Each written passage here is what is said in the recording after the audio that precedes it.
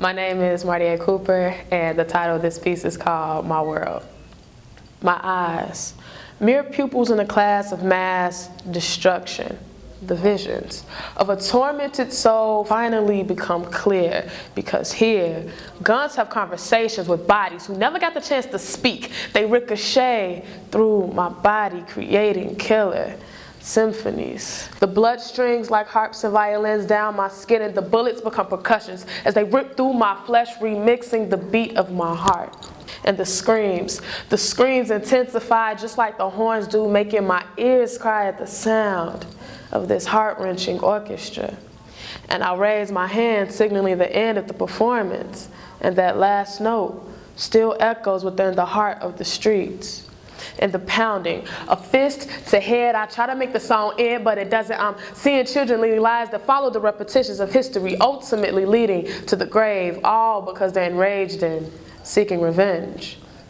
But on who is the real question, because it's certainly not the ones that they claim to be aiming at.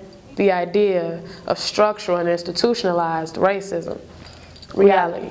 Only a sense of tallying up bodies quicker than Afghanistan could the community, and the regular heartbeat of frustration, frustrated at the fact that they are always in lack. Lacking a proper education, school to prison pipeline, lacking necessary resources, low funding for CPS schools, lacking the fundamentals to outsmart the ones who thought they were smart enough to create a society and still be able to oppress people of color without anyone realizing. But this time, instead of marching and protesting, we simply march to the cemetery to cry cries that shake the very earth, but it has yet to crumble. I thought the days of Jim Crow were long gone, but obviously I was wrong, because the youth would rather sit in no basisless statements, not able to tell that they were affirmations of the thoughts that were created in order to keep enslaving the youth of our black nation. We do not realize that we are being hypnotized while being anesthetized by the stereotypes we constantly choose to live up to. Being baptized in the blood of our sisters and brothers only to come back up as murderers before the trigger was ever pulled, to be written off the moment we sacrificed our mind, because here the school and the prison are intertwined.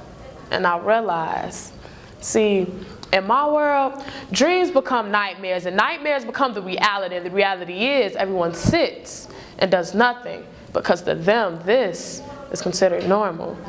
Thank you.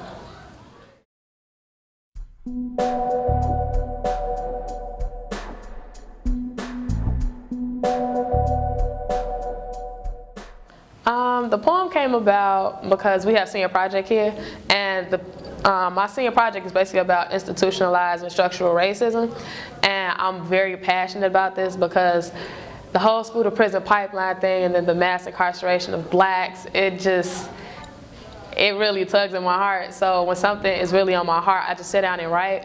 What is this poem about, if we were to just break it up, and how does it relate to the school to prison pipeline? Okay.